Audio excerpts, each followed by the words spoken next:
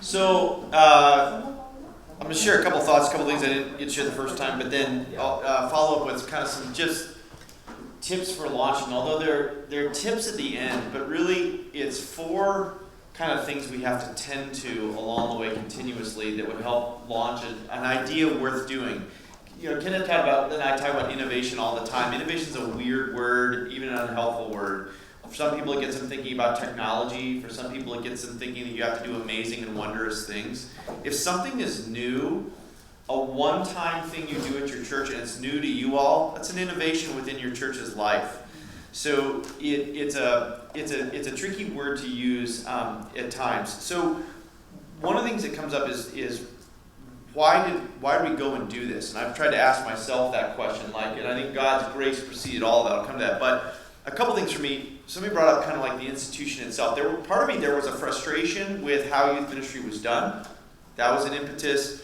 Part of it was a little bit of a scarcity word. Like, I got 2 kids and a mortgage, and the church is the vehicle through which all of that gets taken care of. So there were things at stake for me. But also, even within that, I love the church. I've learned over the last years, especially over the last few weeks on Twitter, that my church experience has been vastly different than apparently a huge portion of people. Because my churches have been genuinely very loving places, pretty intellectually open. My whole life, started out Episcopalian, ended up in the Presbyterian church, had a brief journey through evangelicalism for 4 to 5 years, although even a moderated form of that. So there's a love part that comes out of that. But the other things that matter to me that I think you'll hear in all this is that I believe that the kingdom of God breaking into the world is a really amazing thing and a beautiful thing. And the desire to see more of that happen was a huge impetus to say, okay, God, can I join you in the work that you're already doing? Is there work that you can bring out of my life that I can't yet see? These were things. I like students. I always have. I like kids. I like children. I like students. I like teenagers. I like young adults. I've always liked working with students. That was a huge love that fueled all of this. And grounding my ministry in God's own activity. So a God who comes into the world, who enters into human suffering and difficulty. My own desire to figure out what it meant to enter into my own communities were things that kind of drove some of the things you're going to see here. And out of that, these sort of 4 things that are worth shepherding kind of emerged for me along the way. Kenda mentioned the shipwreck deal. It's interesting, the Hayes Freedom Partnership that we have in this alternative high school. They don't like being called an alternative high school. They would say they use a alternative education style. The only reason that we're on campus there, I never wanted to be on a campus. Our job was to go onto campus to present to students, and then they would come to the church and do the life skills and mentoring there or through MoTown, was because I went in there to meet a student one time and dropped flyers there. Those flyers sat somewhere in the recesses of Hayes Freedom High School for 3.5 years. Until a teacher named Kelly Johnson left their job at a microchip company in kind of a mid-career crisis and a divorce, and volunteered to do something at his company, and then left the company and showed up at that high school and found the brochures lurking somewhere.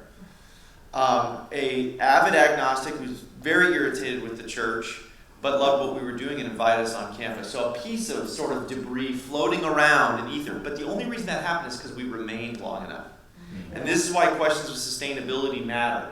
Is if we hadn't been able to hang around as an organization, then we wouldn't have existed for the brochure to still matter. And the downturn, the pain that this has created, COVID, on organizations that have passed away, part of the difficulty of innovations is trying to think a little bit like, is this sustainable? At several levels you can ask that question, but hanging around is a big, big deal in all this. You'll see at the end of sort of the things that we shepherd, time, in my opinion, is a huge factor in doing the work right. Taking our time, remaining patient with the idea, with ourselves, the pacing of the institutions of the world, even the church itself at times. It takes a certain amount of patience to hang in there. And that's what ministry is. It's usually hanging in there with people. It's what God does with us covenantally, right? Generation after generation refusing to walk away from God's promises. And so the art of kind of hanging in there is a big mantra for me internally. What does it look like to hang around so that we can poke another hole in the darkness for the sake of the kingdom? or join God in opening a hole that already is there. All of those things are a part of this. So I'm going to share with you, and you can write these down as you go, because I'm just going to do it off of a Word document rather than PowerPoint presentation. But there are some key things that you want to shepherd if you're going to do any kind of innovation idea, if it's on a small scale, medium scale, whatever. And most things start very small and very humbly. Where is it here? Here we go. And I'm going to grab my mouse so I can scroll easier. I might be the only person who hates touchpads. I don't know. 2 questions that I was asked early on were, where is this all going? My wife asked me that. And someone else asked me along the way, how is your devotional and prayer life in the midst of this? You seem really busy. And I have been for 7 years. It's been 2 jobs, basically, in my case. And it didn't have to be that way, but because of the way I chose to fund it and how much energy I wanted to put towards it, that's what it's been like. And what I want you to know up front is, if I'm going to give you tips, is that I have no idea where this is going, even still. It's going to go where God is and maybe where God's leading it. I'm never a big planner, so I never have a clear plan in front of me. So these tips are just loose tips, and they're really rhythms more than they are tips. And my prayer life has never felt shorter and more to the point, because I think to try to launch any idea takes you out past the places that you're used to going and results in a much greater dependency upon God. Early on, the person that's now the head of my board of directors said, man, I'm really concerned. You invested this money in this landscape company. I'm worried it won't work. What's going to happen? You're out on the skinny branches, was his phrase. And there are days that I felt very leveraged in what I do. And yet, this guy was a former Navy pilot, has run the family business, does commercial real estate development. I mean, has risked vastly greater sums and taken on much greater risk than I did. And so I've learned kind of this capacity for risk in the midst of this. But I didn't know where all this was going, and this required prayer. Grace is the first principle that we need to shepherd, is grace and risk. Shepherding our capacity for grace and risk. And there'll be 4 areas that we're going to cover, but I want to make sure we understand this one first. I don't think it's possible to innovate until we embrace a couple things about grace.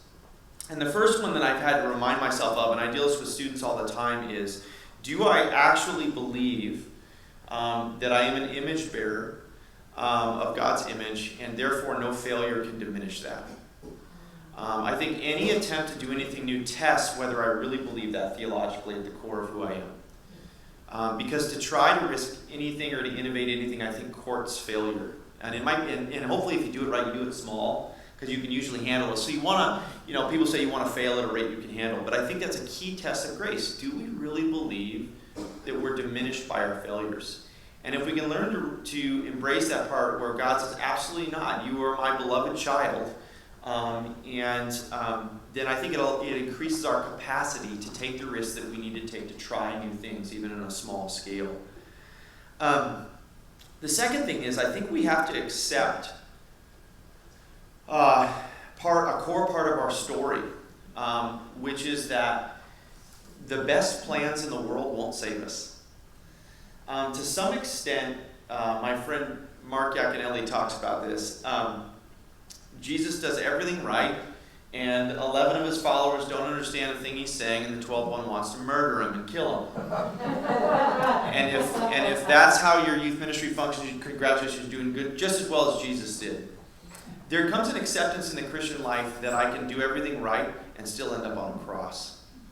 And I think to go into innovation at a very small scale is to accept the fact that we are mortal creatures, that God does not promise us success, that in some way my failure could end up being a breadcrumb to a victory that God has in mind. We're not used to thinking that way, I think, as American Christians. And so part of it is embracing our mortality, defeat, even death along the way.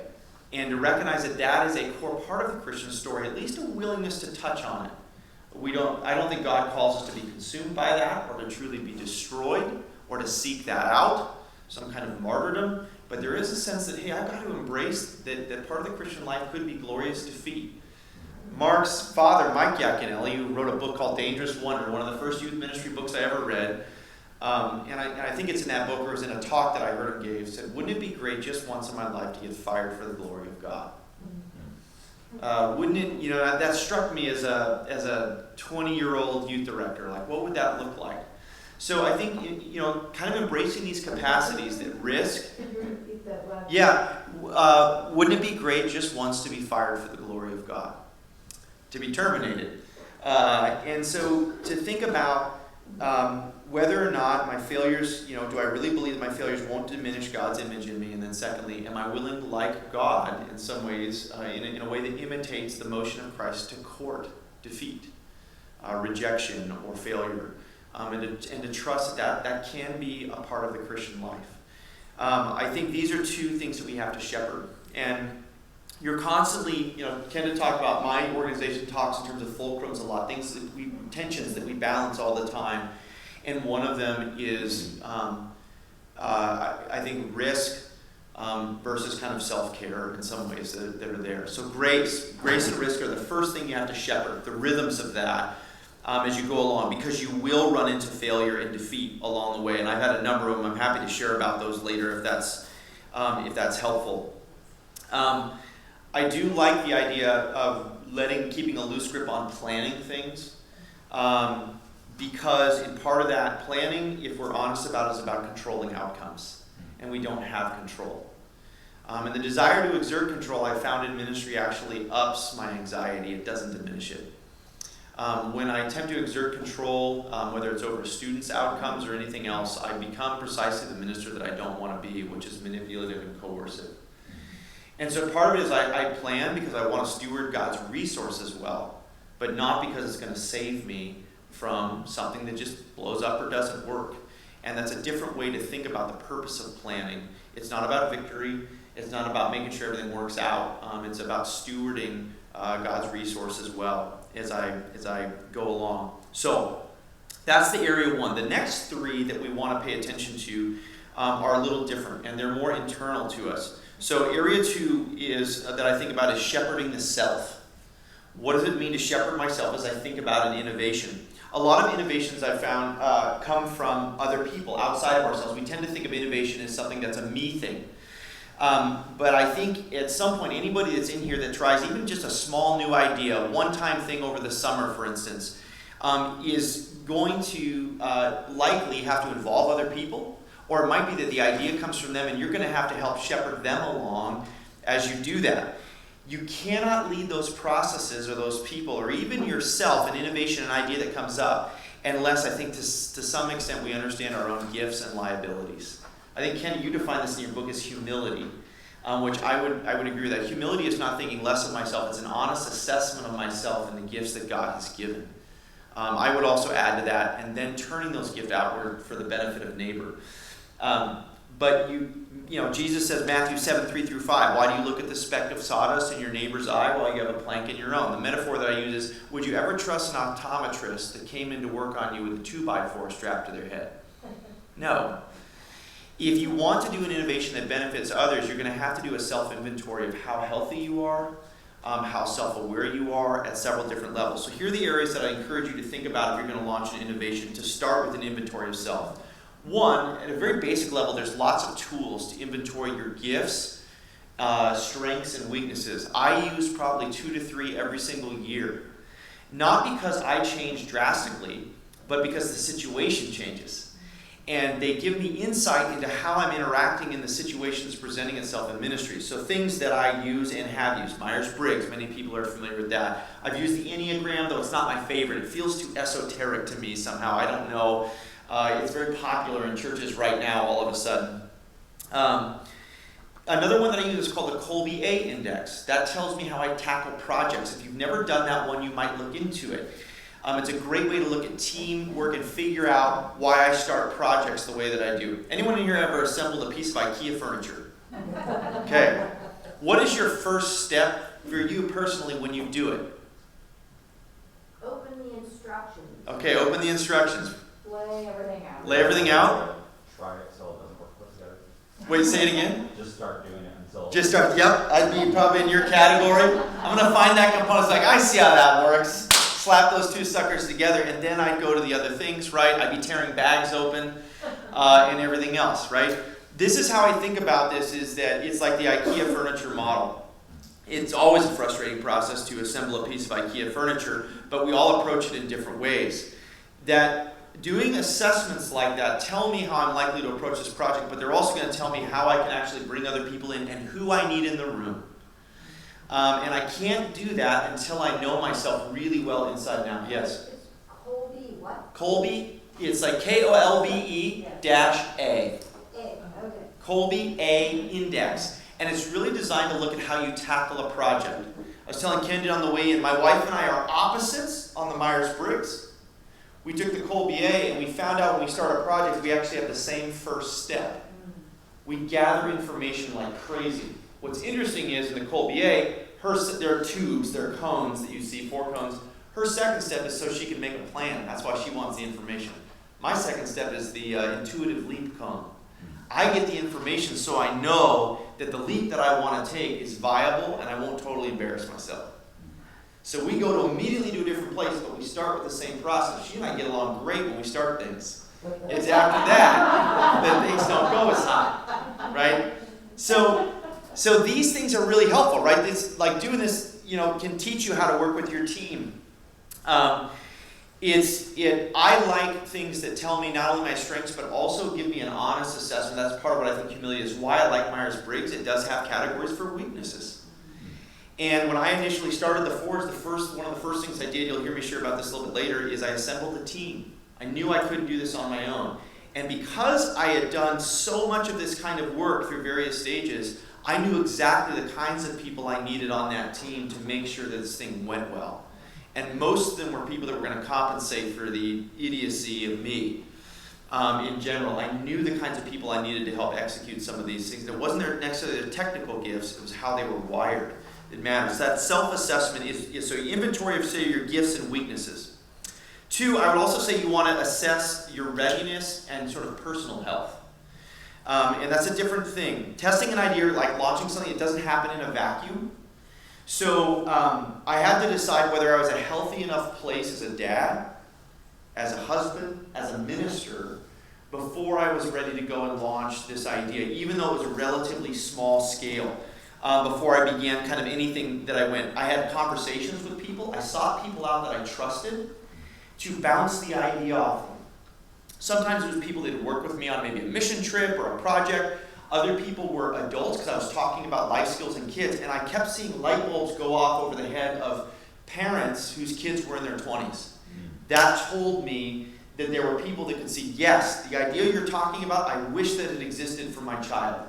So it was like, I might be on the right track as I went along for this. So that was partially just assessing, did they see me also as somebody that was in a healthy enough place to go and do the work? It was really critical for me to know. If those people had said, man, I don't know if you should be doing this right now, it would have caused me to sort of press pause.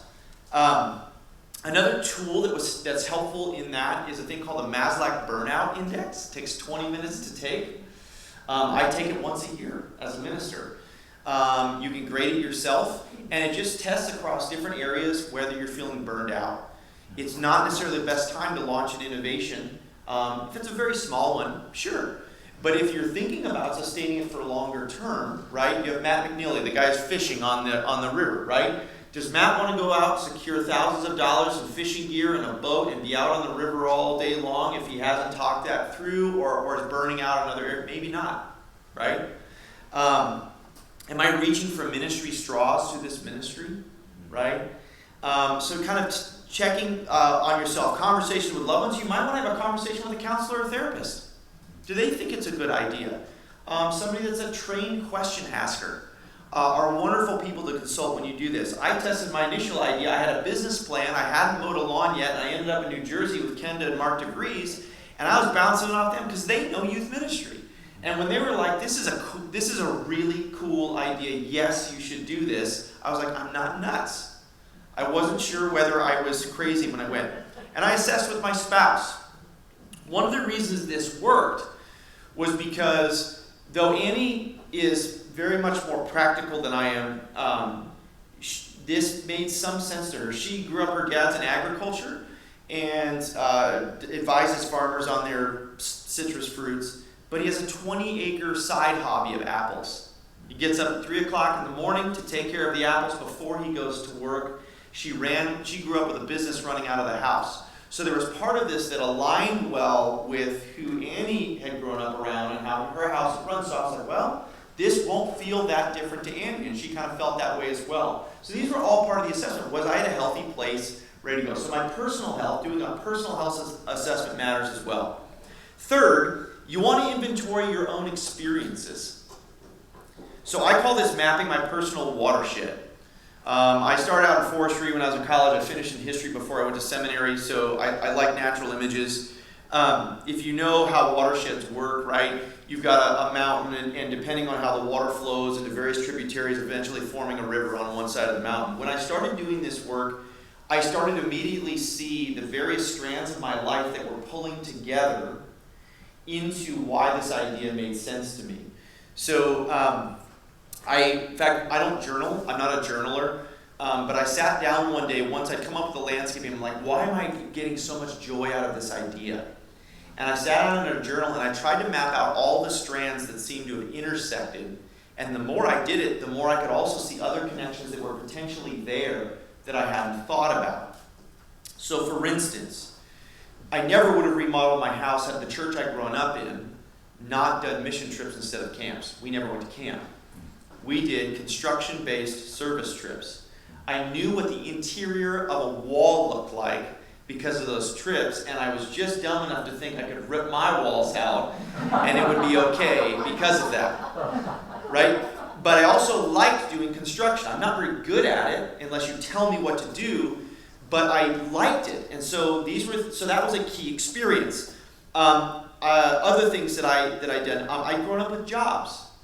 I had a paper route from age 8 onward. I was a custodian at my church all throughout high school.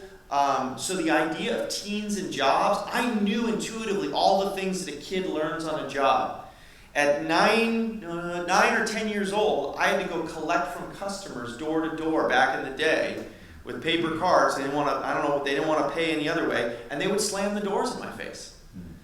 I didn't do it very many times before that was too intimidating for me as a kid, but I had those experiences. Those job experiences really mattered to me. I saw some of the best examples of adults that were different from my parents. I saw adults that I was like, I am not going to be that adult when I get to be an adult. All of that came on jobs. So of course I launched a jobs program. Most of my mission trips were in Mexico, building homes in Tijuana, Tecate, Rosarito. So the idea of getting into landscaping made some sense because I've always enjoyed being in the Hispanic Latino community. I speak Spanish, like all of these sort of strands kind of came together. The MoTown logo, why did I end up with that? Why did I choose a fescue, fro sort of hairstyle? My dad was in advertising. He had a brief stint as an advertiser, and I knew that if that were on the side of the trailer, it would catch people's attention. I get more people stopping in front of my house, talking to me at drive-thrus because of the logo, and then asking about what we do. So there's all these strands when I start to look at it that come together to an idea that makes sense for you, that's going to speak to your joy, your longings, the beloved, the thing that you love. And I love students. I always have, right? That's one of the strands that would make sense. Traumas, too, difficulties can come through. I lost my home when I was 16 years old. Our home was foreclosed on, and then it happened again to me in the downturn. And I cannot tell you how pissed that made me as an adult. To have taken out a normal mortgage, to have done everything right, and to end up in the tank on a home, that embarrassment was huge for me. It caused me to be motivated when I moved to Washington to figure out some way to get back into the market. That home purchase, where all this starts, never would have happened without that strand. It's also why I teach life skills. My parents never talked to me about money. Their finances were a disaster growing up, and my honors English teacher, who was also a coach, stopped our class for 2 days to teach us about finance. That skill training impacted me, and whenever I started a student internship with the students I worked with during the summers, I would always give them a finance training.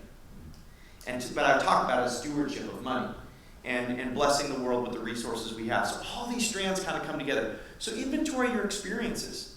Take a look at where you've been, what you've done, things you've encountered, difficult chapters of life. Chances are your heart what's going to be your beloved is going to break for that thing. Part of the inventory of the self isn't just health or skill sets. It's actually the stuff of your life that God is in. Both the crap that's gone on and the interesting experiences, hobbies, and interests that you have. All of that can come together to say, oh, that's something I could do.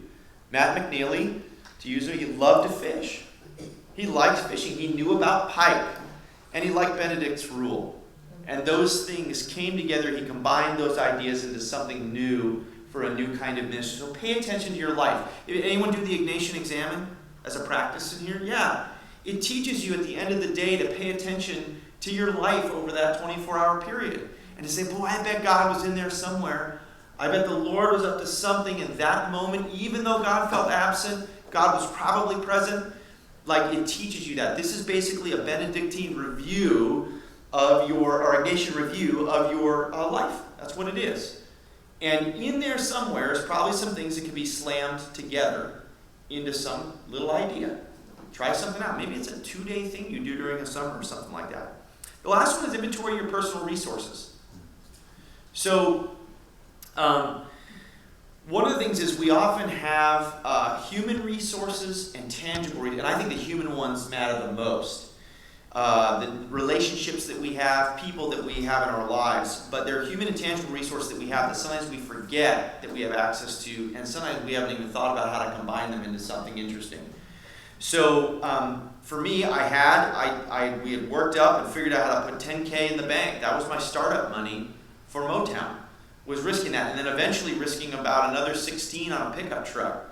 That was money I didn't have. So the one sort of loan I've taken was a family vehicle because I could use it for the family and do the landscaping. I had a trailer. Our church had a rusty giant metal trailer, and my house had an awning. It had an awning off the side of the house, which has been the greatest godsend ever because my landscape equipment had to live under there. And pretty soon after I thought about it, I can keep the equipment under there. Even if it's raining in the Northwest, I can do maintenance under there. I'm a terrible maintenance person. I'm the last person you want doing maintenance on anything. But these funny little strands and resources, I quickly realized I could leverage that, and I could use that, and I could bring this in, and it would be okay, right? And then I started to realize the people in my church. There were all these people and resources I had. One of my favorite stories that's in the book is one Sunday when I finally shared about MoTown with the church. A guy came up to me after the service that I had known for quite a while, and he was like in tears sharing about MoTown. He said, Matt, I taught at the local regional junior colleges, I taught students how to grow turf grass for 30 years. And he's like, I would love to teach your crews how to grow better lawns.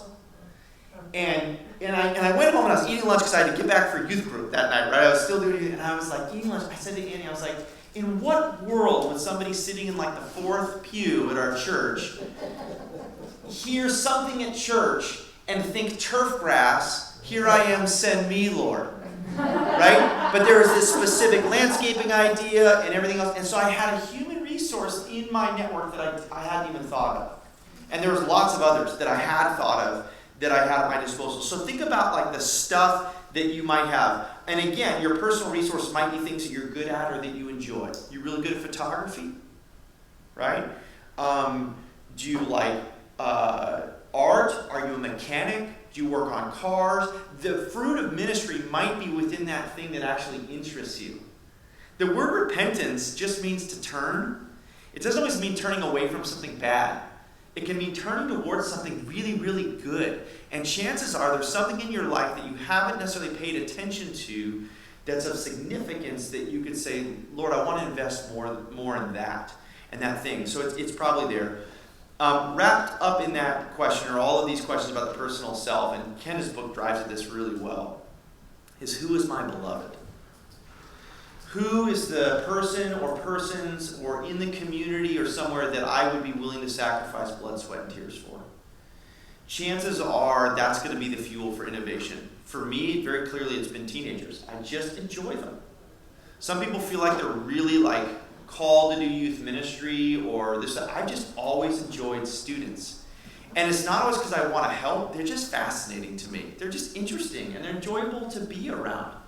I've never met a student that I didn't enjoy being in their presence.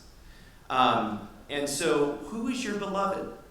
When you think through your memories and stories and everything else, you want to focus on that, because that who is probably going to matter to any idea that you ever launch more than anything else. And students have always been my beloved.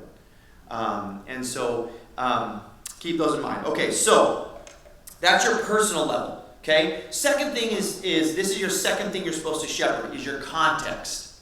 You need to shepherd your context, the place where you are.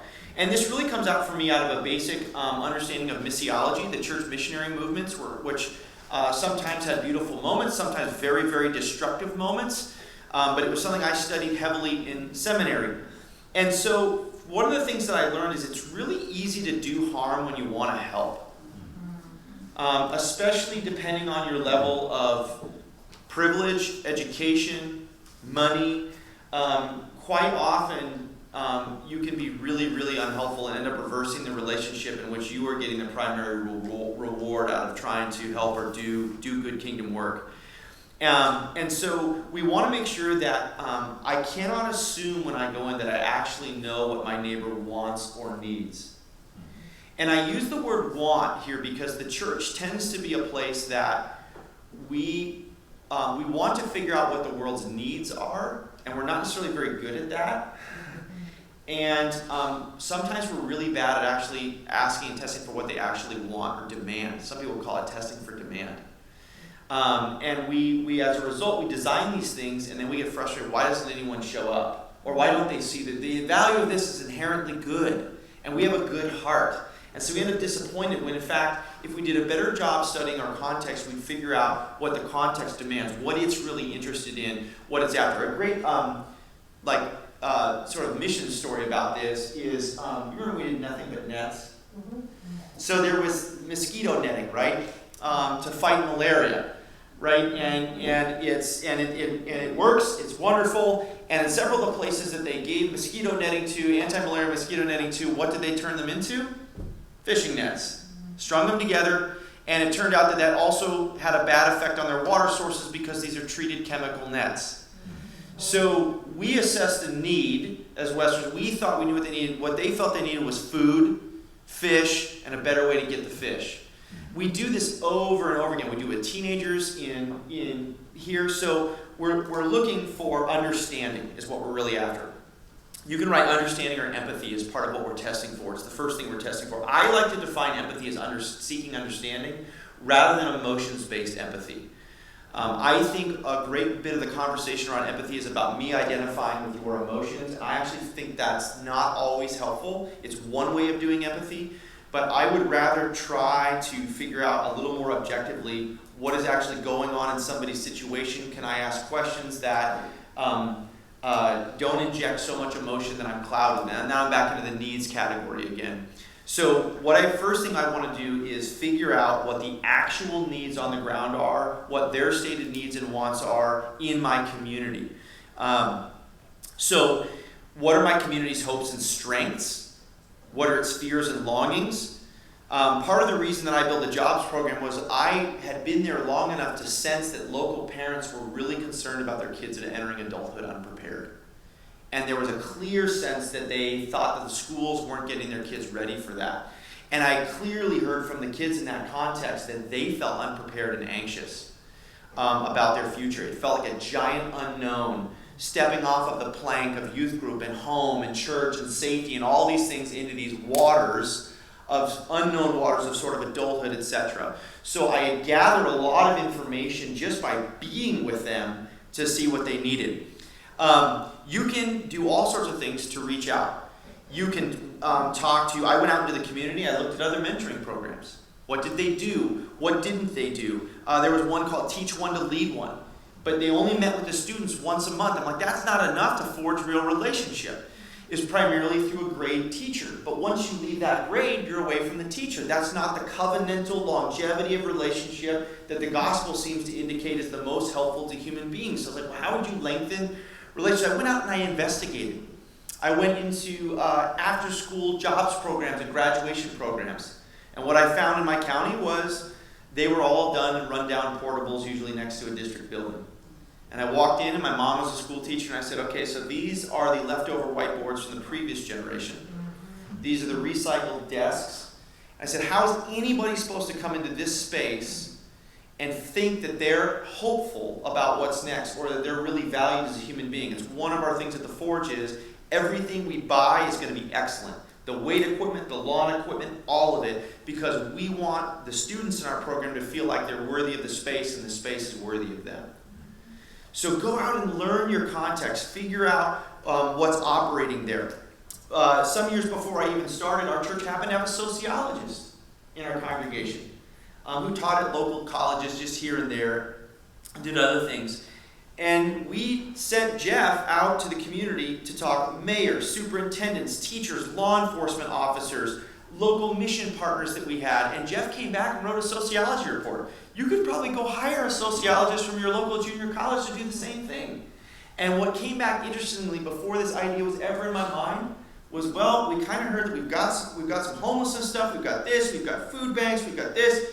What we really lack is male mentors for male students.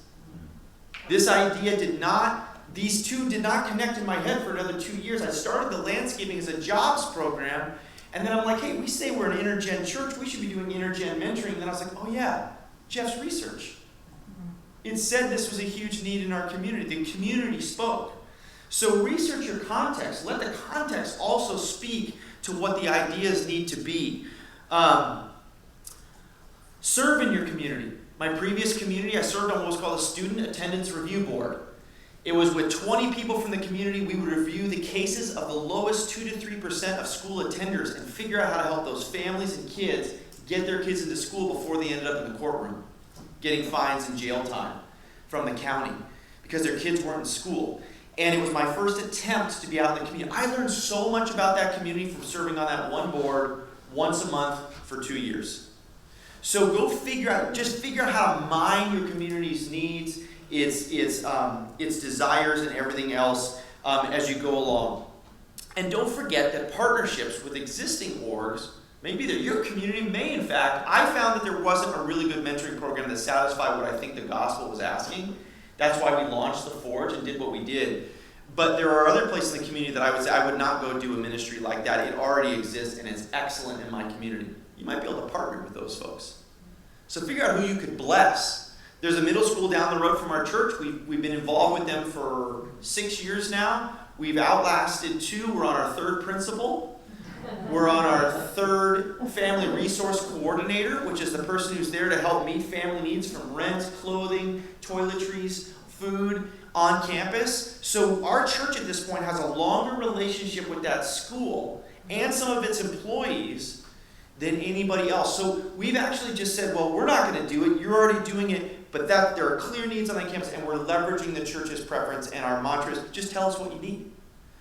You tell us what you need, and we're there to be on campus. You need us at parent-teacher nights, we'll be there. You need us to repaint the teacher's lounge, we'll do it. Right? Chalk the fields. I had students out chalking the fields at the middle school so their kids weren't getting in fights during recess time, crossing each other's courts all the time. There's all these things you can do. Sometimes it's in partnership with what your community is already doing. So shepherd your community as you're out there. Figure out what's going on in that community. I guarantee you there's loads of nonprofit groups probably in your community. Go figure out how to get plugged into that. Go talk to the Boys and Girls Club and say, where do you meet with other leaders in the community? Talk to a local foundation if you have a local foundation and say, is there any way I could get nonprofit training from you all? Show up. A lot of times they'll have training tracks because they want to help nonprofit leaders in their community lead better. And so you show up for a few trainings and you talk to the person from this thing and from this thing and you'll find out, oh, there's all these cool things going on in my community. And you'll start to see places where I think the gospel has something to say there. Or we have something to learn and engage with from there is a way to do it. So study your community. That's the second one. Third, we want you to shepherd, I think you need to shepherd your church or organization. I think everybody here is involved in a church in some way. I wasn't quite sure before I got here. So the first question I ask when shepherding my church is, does my church trust me yet? I live by this mantra from a previous head of staff of mine, which is the church is not my petri dish. I do not get to experiment on my congregation. I get to love them. And that's difficult because I am called to lead them and drive them and be prophetic with them from time to time. But I have to remember they are not some way for me to work out my theology or work out what I think is right. I am there to love them and embrace them first. So, what I try to do is figure out whether or not I built enough trust to do an experiment in a certain area of the church or overall. And until you have that trust, no one will want to follow you anywhere. No one will want to invest the resources. Another way to look at this is, have I done job A well? What is job A in the church's mind? I might not agree with job A. I might not think it's all worthwhile, but there's certain things that I just can't avoid in certain jobs. I tell this to students all the time when we're emptying rotting trash cans of grass into dumpsters in the Pacific Northwest, because the grass gets soaked and it smells like you're standing in manure, basically. And I tell them every job has this task. It just looks different. Every job has this task, so get used to it. Your church has a job A, figure out what it is, and figure out how you can do it well. Maybe not A+ well. I try to do everything at a B+ level. That's my goal, is 88%. Because that 88% allows me to come up with 12% to kind of do that other thing. But I got to do B+ work at my church. In fact, my church in particular won't put up with other stuff. It's kind of a lot of professionals. So, have you built trust, and are you doing job A well? What is its current situation? So my church is a relatively kind place. It's been fairly sustainable financially overall. We've had some moments, but it's been pretty good overall. When I started, it was in the midst of a capital campaign. So part of the reason I self-funded was because I knew that they were so anxious about remodeling part of the building and then paying that off that they weren't going to want to give me a penny. So I just like, fine, I'll figure out how to fund it on my own, and that's what I did. So what's your situation at your church right now? You may have the greatest idea in the world. It might need to wait a year. And Lord only knows what God will do in that year. Your idea might get a whole lot better. I'm a doer. Once I make up my mind to do something, I want to go do it. But I've learned also that sometimes letting things simmer for a while, staying patient, trusting in God's timing may reveal all sorts of things that are unexpected along the way. So assess your church's current situation. Does it love policies? Does it warm to experiments? Who are the key stakeholders? Is it your head of staff? It wasn't my church. If I didn't have the head of staff on board, that wasn't going anywhere at Columbia. Are there key people? So I always view this, I would teach this to any youth director or anybody else in the church system. Your teams are your cover. So whenever my head of staff tried to leverage power, and they will in my situation, if I used a team-based process all along, my answer was simply like, well, I'd love to be able to go and do that unilaterally, but I got to take it back to my team. And teams and key individuals can often give you cover so that when things don't always go as you plan, hey, we did this together and it didn't work out okay. You're not hung out to dry, but also it can create space in which key voices in the church can say, head pastor, we know you're nervous about this, but you know what? Collectively, we feel that God is calling us to try this and move in this direction, and that can give you weight when you don't necessarily have the power in the system that you maybe would want. I had a fascinating conversation one time with a head of social justice at a Catholic church in my community. And we had Father Greg Boyle who was coming to speak. We hooked him to come and speak at our church. I couldn't believe it. And when I was on the phone, he was asking me about how I've been able to make some of the ministry run. I said, well, I eventually started really telling the church from up front. And he said, well, I can't do that. And I said, why not? And he said, well, I don't have a sacramental role. And I realized that in his church system, people don't go up like at my church and do announcements on Sunday morning. Or they don't like, at his church, the only way to be up in front of the congregation was through the sacramental roles of the worship service itself. So there's an interesting sort of dynamic in figuring out in every system, how do we get the idea out front? How do we create buy-in? All of those things. You're going to have to assess your church and figure out what the key points are, whether it's a staff member or that long-time person whose voice is really loud, right? They were born there and they're going to die there and everything else. Figure out who those stakeholders are and see where your idea kind of goes with them. What are the actual resources, talents, charisms of the church? The better idea is likely already out there.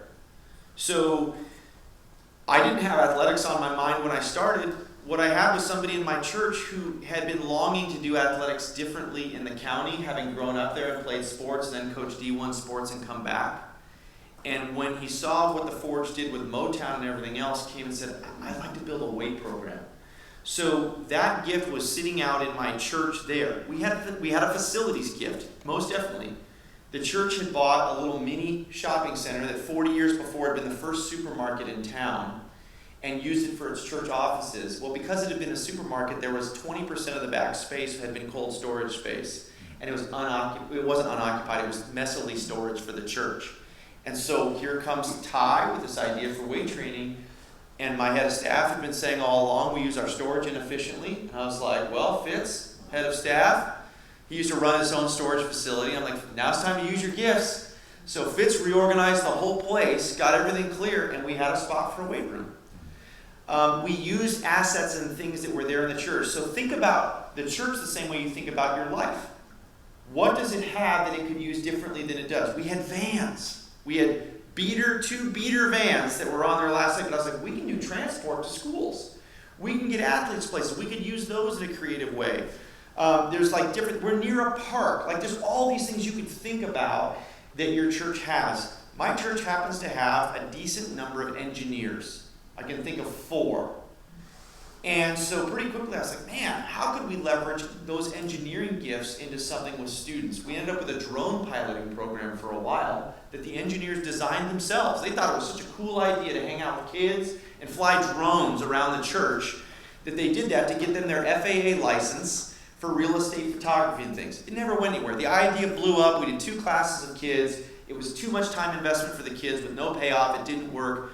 But the engineers loved it, and multiples of those engineers have stayed on as mentors. So their discipleship has increased as well. So look at your church.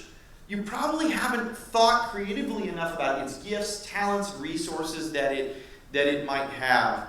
I have an entire closet of game stuff for youth ministry. We've never deployed it for the larger community. But if I could get kids from the local school to the church or take the resources to the school, we'd have one of the greatest game packages you could ever think of for deployment elsewhere. I mean, there's lots of ways to think about it. So pay attention to what your church has. Our DNA of our church, its story, is it started as a Sunday school for the neighborhood in the 1950s. So kids have always mattered to the church. It has part of its historical DNA is to care about educating kids. So a life skills and job skills program makes sense to the DNA. People can't even tell you why. It just clicks faster. So what's your church's story? Right? What's its story? Our community started as shipbuilding yards. So for our older members, there's a very much a working class mentality about Vancouver as opposed to Portland. Portland gets the good stuff, we get the handoffs. So teaching kids to work, something about the DNA of that community had dairy farms and shipbuilding yards. Something about work strikes a chord with my community in a way that I didn't realize until it was done. Let me come back. Some of you have the capacity to do this. To knowing your community, do memorial services. I have learned more about the long history of my community and what people value in it from hearing their life story, especially those that have been there a long time. Mine those stories. The single best way to be an anthropologist in my community is to spend 2 hours with a family getting the life biography done really well for somebody that's lived in my community. I have learned more about the community's origins, what it values and what it cares about, what its problems are, what's changed, that's been beautiful, and what's been frustrating from preparing for memorials or going to them at my church and listening carefully to people's stories. There's a kind of like an incarnational anthropology that goes on within that. I didn't want to forget that because I didn't have it in my notes. Okay, so if you're tending those things, so let's make sure you've got your buckets. Tending to grace and risk. We want you to make sure that you are doing a self-inventory at every level that you can think of, including asking relationships that you have for feedback. Make sure that you're mining your surrounding context. In my case, that's a whole county. We don't have a town. It's just a series of sprawls, basically. 12 students graduated last year from my church, 12 high schools represented up front. So it's a county-wide, our church's mission has to be county-wide because we pull people from all over the place. So you're minding for your community, then looking at your actual church and shepherding your understanding of that church, its history, its gifts, all of those things, its actual resources, and your place in it. Your power and your trust level are all key things. Don't forget that head of staff if you've got a head of staff. One of the reasons that our thing worked, entrepreneurship worked, Fitz partially paid his way through seminary running a painting business at Princeton when he was there as a student. So he understood the idea of bringing some business together with students. He hired fellow seminary students during the summers to paint. He ran the business, and they hung out together and painted houses in New Jersey. So he immediately, this clicked for him. So just think about that head of staff if you really need their buy-in, what their story is, and how much trust you have with them as well. Okay, then comes to launching. So here's what we're going to do. So there's the last little bit of this, which is good because there's going to be a perfect amount of time. The key things for launching, I'm just going to give you some things that are just real practical steps. The first thing is just make a plan and launch. Everybody write that down. Find the courage to try something. That's like the only way you're ever going to learn is by trying. Actually doing it. So just think of it as an experiment, a pilot, an attempt, anything but a major innovation. Don't think about it like that. My first day out started with one lawn at a rental property that somebody had on my Nissan Xterra, the church trailer. I bounced all of the equipment out of the back of the trailer because I didn't latch it properly onto the road in my community, right? I'm driving down the road thinking, isn't this wonderful? I'm trying to do this wonderful thing for the sake of youth ministry. And the church logo is on the side of the trailer, and then the next thing I know, I'm like a walking shame-filled billboard of stupidity, collecting all the equipment off the road, throwing it back in the thing. I get to the house, the grass is like 2 feet high, my mower runs out of gas, my wife has to bail me out of that, I bend the blade on a rock I couldn't see in the grass, it's pouring rain, it was a miserable start, but it was okay. Just do it, try it. I could have decided. It might have been a decision just to be like, you know what am I doing? This is not the thing. And I could have scrapped, and there would have been nothing wrong with that. But I also try something. Second, take your time. You heard this at every level. Everything that we suggest in the previous process takes time to marinate and simmer. This is missionary work in my opinion. And good missionary work begins not with assuming conclusions, but waiting to see where God might show up in another context. So when you move to a community, it's not my community, it's not my church, it's theirs. So I have to pay attention for a while before I can figure out what I've learned about them and what's really going on, or conversations underneath the surface that happen in the community. So take your time. Take the time to discern about yourself, your community, your church, to learn for a while and build trust. Trust takes time. You can't rush it. So are there ideas that you could go into another community and launch? Probably, but I don't think it's going to go as well as if you take the time to learn and listen and pay attention to what God is up to. Form a team. That's the number one thing. The best ideas are not mine. They're not yours. They exist out in the life of the church because God is causing things to simmer in other people's hearts. So bring other people around you that know more stories in your church and in the broader community. People who have different skill sets than you do. And like I said, that also gives you some buy-in and cover as you go along, but it gives you the best ideas. There's so many gifted people that I didn't even realize were at my church. I had no idea that we had a probation officer. I didn't know that. We had 2 people that had some theological training I didn't know about. There were all these things that emerged over time that I started to learn. So form a team. That has to be the first step. They're going to be the people that keep you from shooting yourself in the foot. The people that are there to make your idea slightly better if it's your idea. Or they're going to be the people that help you as a staff person to see how to help this idea that's come from them or somebody in the church actually go forward well. Form a team. Because it's not a solo project. No innovation ever is. Certainly because they begin with God. Let's see what else that I have. Create an FAQ and business plan. FAQ, frequently asked questions. The Apostle Paul's letters are nothing more than FAQs. He anticipates the arguments and questions that people are going to have about this revelation from God, right? And so you need to anticipate that some idea will create some fear, some worry, some curiosity too. Some people will want to leap ahead several steps and maybe drag you to a place you don't want to go. So I created a 21-question FAQ that I gave to my elders the moment I launched the idea. Like one was, are you leaving the church and going into nonprofit work? You dealt with this in another way, right?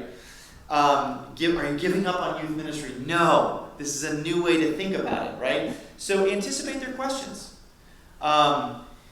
So I did an FAQ and I did a business plan. If you've never done a business plan, it's okay. Just go look one up online. That's what I did. And then I found a friend who was a business graduate. And I said, hey, Andrew, do you have an old business plan from your college days? He's like, yeah, I've got a SWOT analysis. I didn't know what a SWOT analysis was.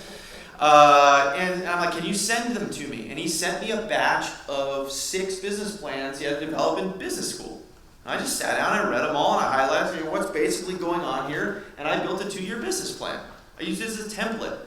But that business plan will give an immediate amount of credibility if you're doing any kind of grants-based, donor-based, or marketplace-based idea. If it needs funding, the fact that you've thought through the details helps a lot within a church.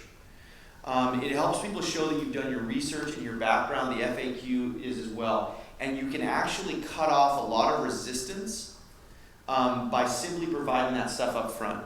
So my experience at most churches and boards in general is as long as they believe that you've done your homework, things go pretty well. So my rule of thumb is it's not a real idea for my church until it's on paper in some format.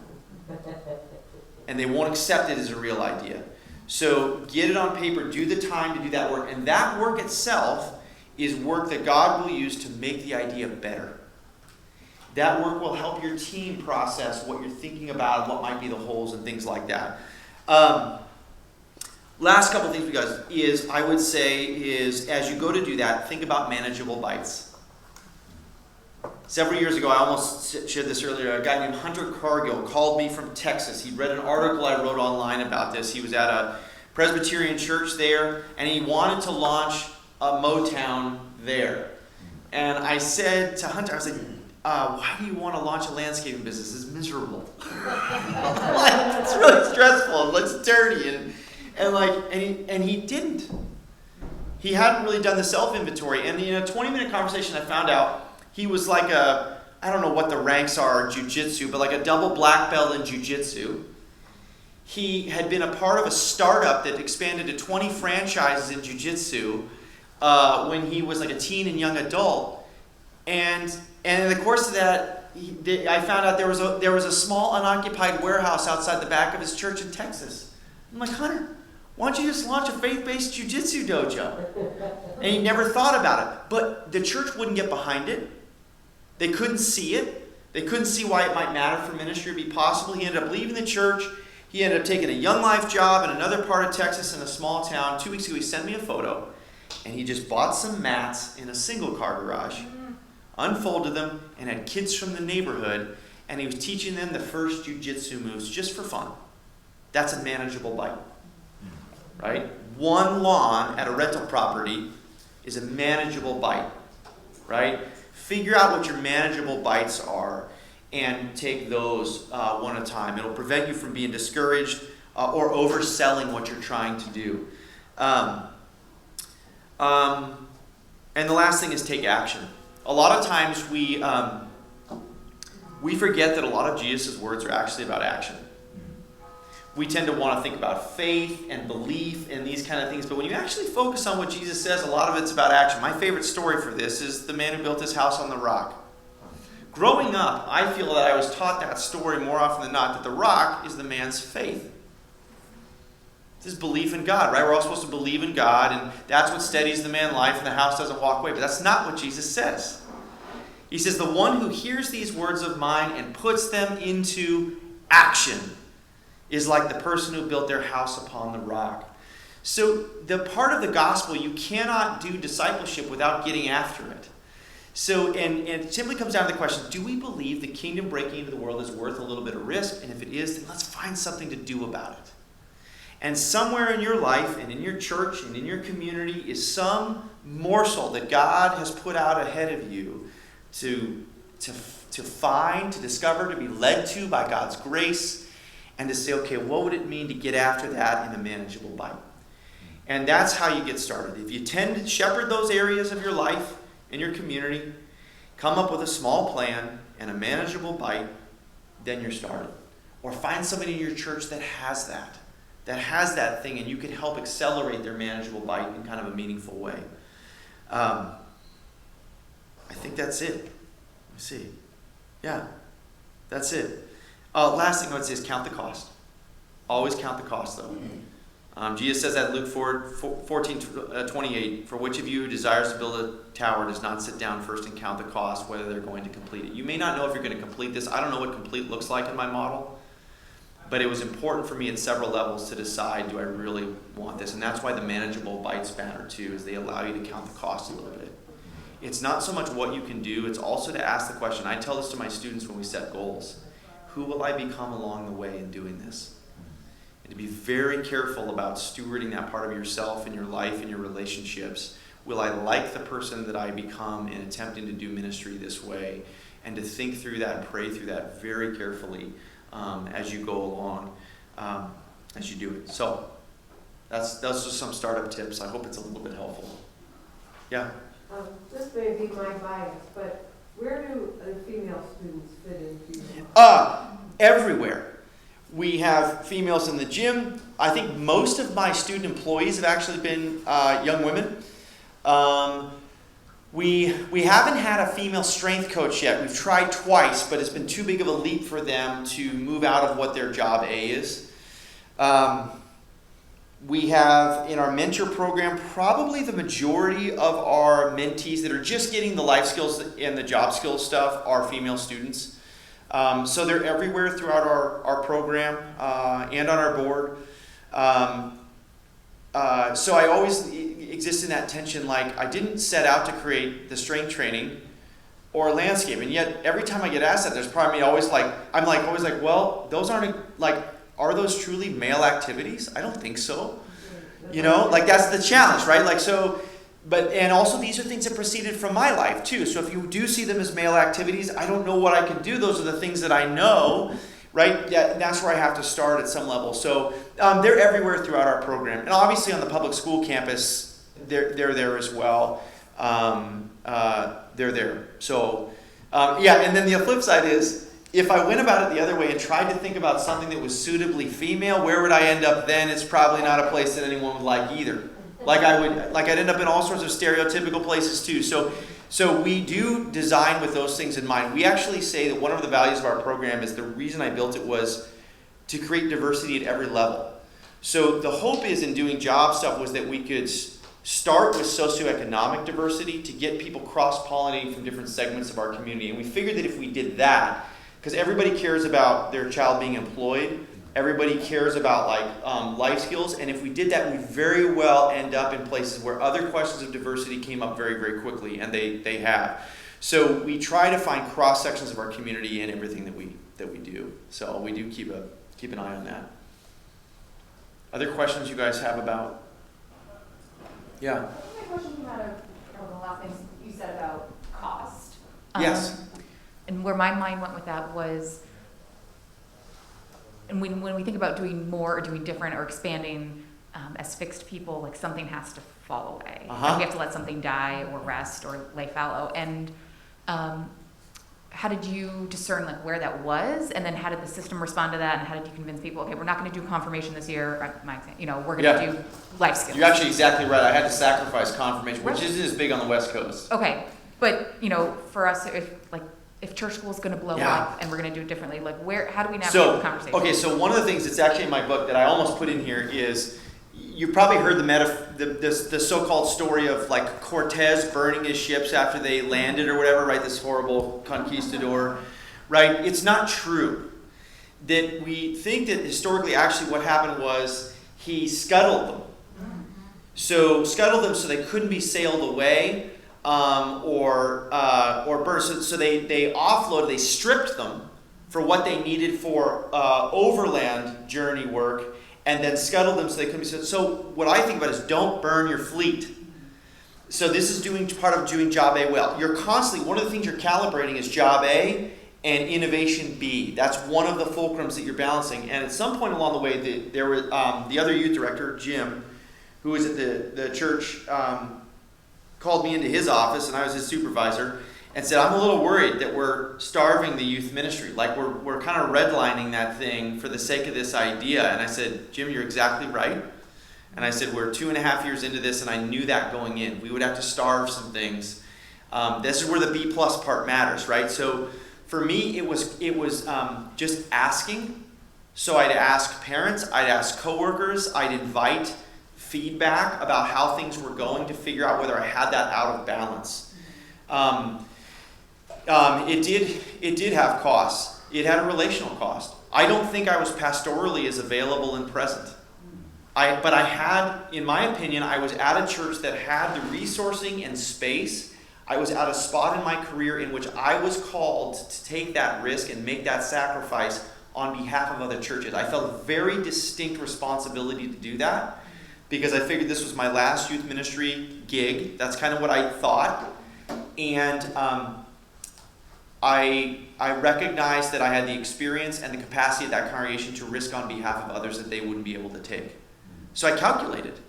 I made internal calculations and conversations. Now, if you actually meant money, did you mean actual resources? No, I think I meant programmatic choices. Yeah. I really was so nervous about this whole thing blowing up that I did everything I could to make both run simultaneously. Not everybody has to do that. That's why I work 2 jobs. Right. So you could do it other ways, which is slow sell portions of this to your church in a way that bites they can handle. You could make an intentional decision at a key moment in time in which maybe thing A isn't going well any longer, and we've all admitted this, and now it's time to think about thing B or some other version or combo of those. I just didn't do it that way because I wasn't sure I could pull that off. And I think youth group has a place and really does matter. I really do, even still. For some of the criticism it gets. So I chose to do both, which might not be the best decision. I don't know. So, but it did suffer. Yeah. And there were days that I felt like I was plastering up a veneer of youth ministry to do this thing over here. I mean, there's no question. It felt like a very flimsy facade at times. It felt like a gamble. Is it Romans or Corinthians? As one escaping through the flames. Right, like there were times where I felt like I was running a dance and just skirting the edges of problems. So I don't know if I've done that right. It's hard. It's hard when I see students that were in those 2-year windows to say we made relational sacrifices there. I mean, that's why counting the costs and thinking about whether this is an idea that feels like it's worth doing is really hard because there's some real pastoral tensions there. I had this group that I mentioned, the Go Hard Basketball, this 80-person basketball league. I had a 25-year group of about 12 men that had, I guess years ago, started playing basketball. The church has a gym. It's not a great gym, but it has one. I had to displace them for this and go through all the conflict conversation of to displace them. But I had to hold the line and say, you know what? Those 80 kids are a much bigger, more important kingdom impact for the sake of this larger community than these 12 dudes that show up occasionally and kind of play pickup basketball. I don't think you can forward most good things without having to make those hard choices. And we don't like those in the church. We do not like having to make those. They feel unkind. It's hard. Yeah, so I don't there's no way to navigate that perfectly. But I definitely starved my youth ministry even while sort of keeping it going. But there were price tags. Yeah. Budget-wise, I didn't say this in there. Like in terms of your resource community budgets, there are so many resources in your community. If you don't know about grants, funding, everything else, go figure it. I had no idea how many resources were at our disposal. My denominational ones, I discovered whole things that I didn't even know existed when I started this because the idea needed funding. So in terms of the other costs, I realized that resources were not our problem pretty quickly. Even while I wanted a sustainable model. That's why I engaged the marketplace, so there would be a revenue stream keeping this whole thing going. The students get paid, right? We make a little bit of profit, it goes right back into deal, but there are resources available, and you can go figure those out if you don't know what they are already. I have a question, Matt. Can you speak to the connection from your experience between innovation and failure? You mentioned that you touched on it very briefly earlier today, but the times when you've fallen flat, right? And what it takes to continue to say, okay, God is still in this. God is with me in this as I pick myself up and try something else. And or maybe shift and say, okay, this just did not work. We got to do it differently. So I remain unconvinced that what I do is a success. I keep a very loose grip on that. I have no idea. When people ask me theologically about the idea of like God's judgment, that can be a very scary idea theologically for some people. For me, it's actually a comforting idea because most days as a minister when I wake up, I'm not sure always how much good I've done and how much harm I've done. And I long for the day in which someone, God can sort that out for me finally. Because I'm sure there's things I beat myself up over that probably aren't that bad in the grand scheme of things, and things that I pat myself on the back for and I'm exhausted doing so, that probably aren't that big of a win. So because I keep a loose grip on the successes, I also keep a loose grip on the failures. How am I sure that's a defeat? I don't know yet in the economy of God whether it's a defeat. It may be a massive victory for somebody else, right? So, for instance, in the drone thing, so in innovation they call this lateral thinking. So oftentimes the best ideas come from combining things that seem like they're separate. So the drone thing tanks, right? It doesn't go well. I mean, it went okay, but it just wasn't going to remain around. But as a result of that happening, two of the engineers are in our system of our network of relationships, and the Hayes Freedom High School partnership comes up, and they would like a small tech lab built on their campus for their alternative school because they don't get any of the funding from the main high school. Well, these two engineers are working with the school district now to figure out what a small-scale tech, manufacturing, electrical circuit lab, just to give these kids the basics of that stuff on campus. We didn't intend to be doing that, but all of that came out of a supposed failure, which was the drone thing. So I really try to keep the idea that I do not have the power to assess whether things are successes or failures. I try to think about this. I always use language, I think God might be in that. I think that might be a success. But I'm open on the failure side to saying that could be a victory in waiting that I just can't see yet.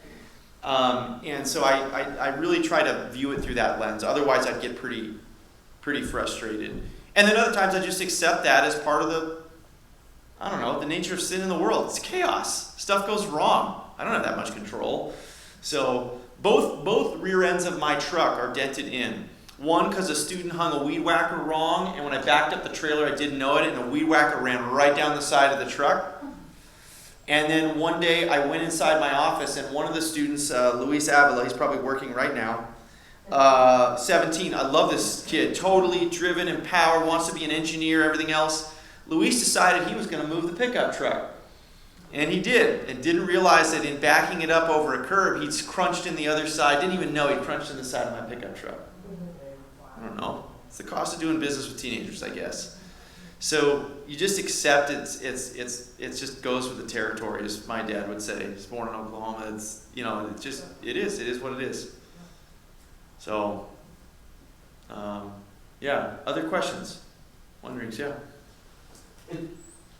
A thing I've wrestled with in the past is when something that seems like not ministry, something that's a little bit far afield, and is infused with ministry when you start it, in order to sustain it, if I can say this right, you give it over to the market in some ways. Mm-hmm. The thing that makes it sustainable is exactly that it's going to run by itself. Yep. The deal with the devil is that it ceases to be about discipleship and it more functions with the market. I don't know, I was at church, we built a radio station. Right. The more success it had, the more likely it was to persist, and the less it was the church's ministry. And maybe that's okay, or maybe it's not. What do you think? I don't think that. I think that is one of our fulcrums. You could put on one side business versus ministry, and that tension you're constantly navigating. But you're also navigating that in the church constantly. We just like to pretend that we're not. Yeah. You're navigating donors versus mission, and that is the business of the church. The business side of the church is donor revenue. So that tension is always there no matter what we do. But I do think that's why, if you ask me the primary role of a theologically trained minister, it's to discern that and not let the community lose sight of it. To recognize that they're in that tension and they will get on the wrong side of it periodically, and to continue to ask the questions. I met with a guy named Steve Chalk, who runs a huge nonprofit in the UK. I couldn't believe he was willing to have coffee when I was there on a sabbatical. And I asked him, I was like, Steve, we are completely different scales. I'm like, what do you do with your board? Like, what do you, he was a Baptist minister, right? And I said, what do you do? He said, I ask them theological questions. That's my number one role. Is when we have board meetings, my job is to reveal to them the theological stuff that actually matters in the work that we do. The story that matters to this moment, the question that matters, the thing that I think they're missing that we might need to rebalance or not forget theologically as we try to go about the good work. Because it might even be more deceptive in the nonprofit world, actually. Because there you can hide behind, that's good money. That's donor money. It's going to good things. But you don't recognize sometimes even the good things you're doing may not, in fact, be the actual ministry you want to do. I mean, there's always that tension. So again, this is why I think practices like the examine, re-examine, where is God in our ministry? The theological question that drives me is always this: what does the way that we've constructed our ministry actually reveal about the God we say we believe in? So we try to analyze and say the way that we welcome our students, the way that we treat our customers. Have we asked theological questions about what would it look like for the kingdom of God to break into a backyard conversation with a customer for the landscaping company? Even our life skills. I did those life skills. They're things that appeal to the families of the world, but we try to have disruptive gospel throughout them. So goal setting, when we do the goal setting training, that's not really about setting goals. It's actually about figuring out what the defeats are for most kids. It's an opportunity to talk about those things. We've built in confession into that. We don't call it that. We call them tidy-ups. What are the relationships and things you need to go back over the last year and clean up a little bit in your life? We start with a process of thankfulness before we ever set a goal. When we look over the last year, we're talking about things that we partially accomplished and who helped us do that. We're violating the American idea that whatever I achieve, I did it on my own. So we build the gospel, we try to build the gospel in whatever we do. Money management does matter to me, but it's really about stewardship. The most important question we ask in that training is, we start with the question of, if I gave you $1 million to go spend it, what would you spend it on? And they can answer that question in 15 seconds. But later in the training, we come back and we say, if I gave you $1 million and told you to transform your community, what would you do with it? And almost nobody has a plan for that. They haven't thought about that nearly as much. And that's a disruptive realization for students and adults. So I'm constantly looking for ways to insert the disruption of the gospel into the trainings that we do. Conflict resolution, does it matter to me? Yes, but that's really about reconciliation to me. Teaching people how to engage in loving conversation even while they disagree. So it's all over the place, managing this tension that's there. But it is a tension, and I can't resolve it. I'm sure we don't always get it right. It's just a question of where. Today we've sort of messed it up. On the MoTown sites, at the end of the day, I always I'm like, did I spend too much time thinking about the work and not enough time thinking about the relationships? Was it more about the project today? I wrestle with those. Yeah. Did I spend more time? But I could ask the same question of church. Was I so focused on getting the sacraments right on the table that I missed the human beings? Those tensions are there, always. So I just think that's why the examination parts matter, and why a team matters and a community of voices matter to help us ask those questions. We have 10 minutes left. Any other questions? I guess piggybacking on that, Maybe just a minute more on because you said, I don't know where this is going. I don't have an like an end game necessarily or an outcome. Like, but you're constantly doing. Yeah. You're examining, and so what is the rubric, or how do you design a rubric even when you leave it open, when you have this, you're holding it loosely and yet you want to make sure you're hitting. We do have a core value and mission. I mean, we say we're young adults. We use the phrase young adults. We're driven, life transformation is what we call it. We're really talking about salvation and rescue, and I mean that in the broadest sense of the salvation word.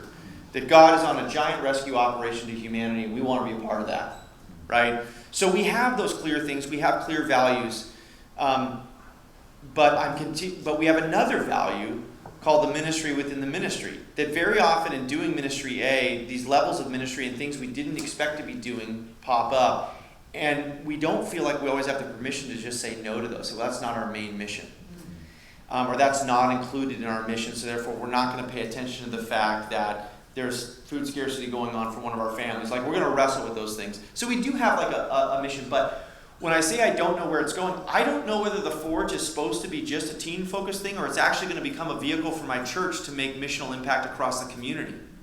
Will it be one vehicle amongst many? I think I really do believe it's called to remain in the church, but can that remain? I don't know. I never thought it was going to be on campus, but that all of a sudden this window opened up and I brought it to the team and they were like, this actually sounds like the kinds of students we really should be working in the majority. The kids at Hayes Freedom are a wonderful bunch of kids. They are a much trickier group to work with for a whole bunch of different reasons. So I guess it's that, does it have boundaries? Yes. Does it have fences? No.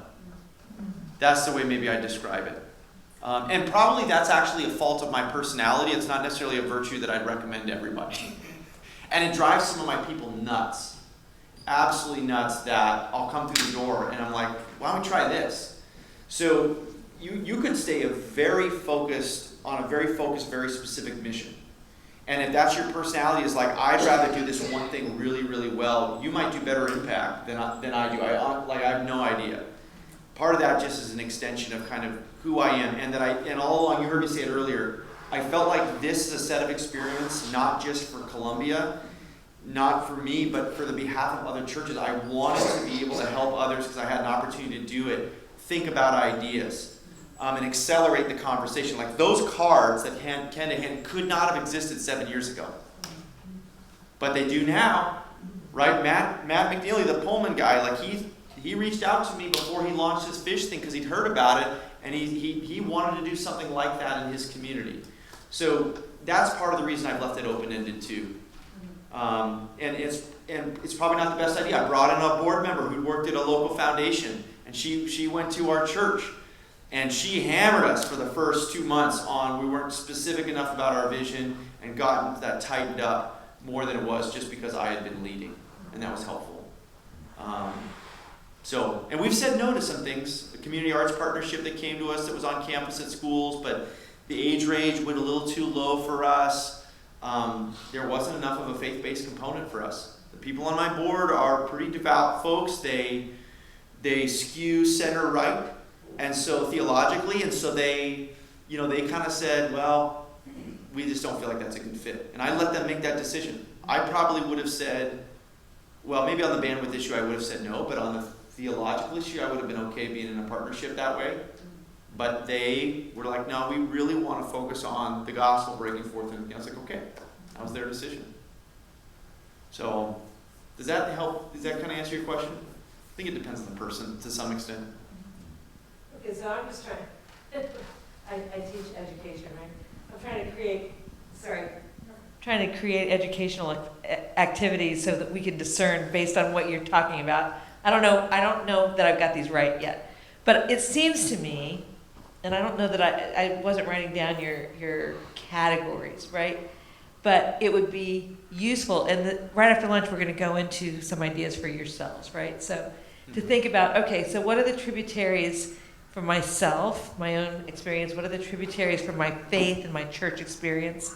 What are the tributaries for my context and my life experience? To name some of those in terms of experiences, good and bad, assets, timing, calling, that kind of stuff. And how does that converge into some kind of a ministry plan of some sort, right? Yeah, even I'll give you a simple example of this.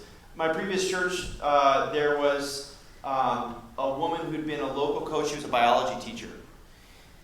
And she loved like plant taxonomy, like as a bio person, and geocaching. And so she decided one day, hey Matt, why don't we just take the kids, she loved being around kids, a coach and an educator, why don't we take them on a geocaching trip and we'll kind of frame it as a God theology walk, and I'll teach them all about the different flora and fauna of northern central California. And those walks were the coolest thing. I mean, it wasn't some full-fangled ministry thing. They were these informal things we did once every I don't know anyone else that did anything like that. And the kids learned a little bit about geocaching and everything else, but it was those tributaries were their education, right? They already were into a geocaching network.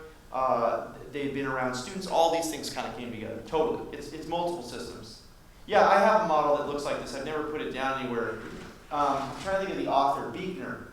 Isn't it very Buechner? He says like, where your greatest longing meets the world's greatest need is where I do ministry. But I added into that sort of like another level, kind of like context discernment, basically.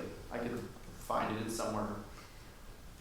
Yeah, well, we won't part ways.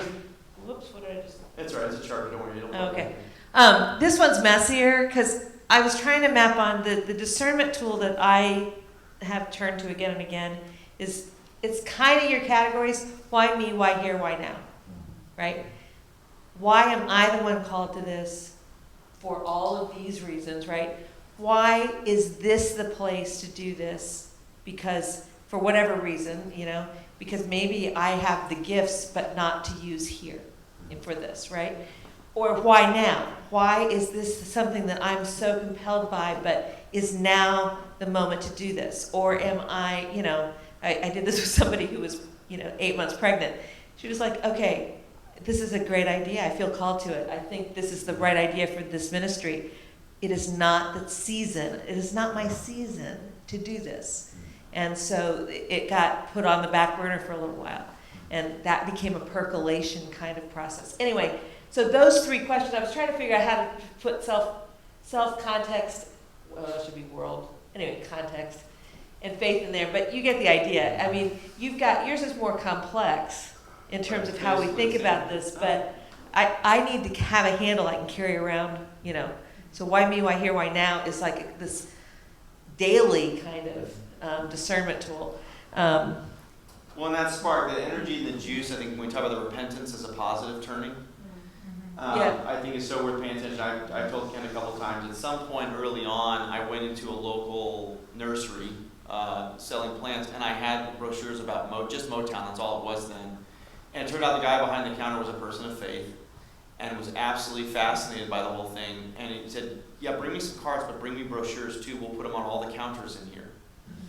And I remember walking out of the nursery, and I was like so excited.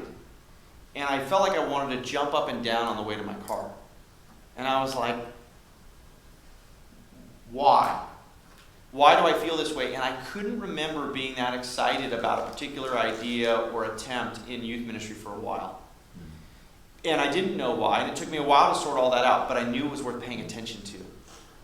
And that's why I say at the center of that is when you have one of those moments where like something about this lines up right, I can feel it in my bones with who I am and who God's called me to be, and some joy, or the community. Oh, the community could use that. I might not even be good at it, but the community could use it. Pay attention to it. That intersection or cross-section of rivers coming together matters. And I think it's a sign that God's telling us it matters if we can pay attention to it. So.